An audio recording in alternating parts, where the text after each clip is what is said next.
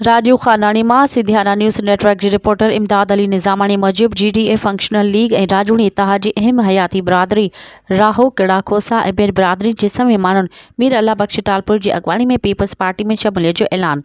तफ़सील मूजिब राजू खानानी भरिसां ॻोठ गुल मोहम्मद राहोकिड़ीअ में राहोकिड़ा खोसा कबीले सां तालुक़ रखंदड़ ऐं ॿियनि मुख़्तलिफ़ बिरादरियुनि जे समें माण्हुनि अली अहमद राहोकिड़ी, नूर हुसैन, मोहम्मद जुमन, मीर मोहम्मद फ़ौजी, तैयब खोसा ऐं ॿियनि बिरादरियुनि जे समें माण्हुनि अॻूणी MPA मीर अल्लाह बख्श टालपुर जे मान में आजियाणो ॾिनो वियो, जंहिंमें राहोकिड़ा खोसा बिरादरी जे GDA फंक्शनल लीग खे अलविदा चई पाकिस्तान पीपल्स पार्टी में शामिल थियण जो ऐलान करे छॾियो।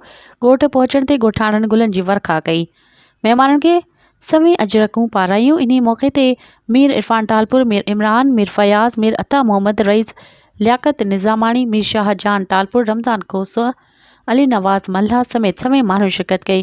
बिरादरी जी शमूलियत सां GDA ऐं फंक्शनल लीग जे तॾा वेड़ थी वई आहे। पीपल्स पार्टी जी वॾी कामयाबी आहे।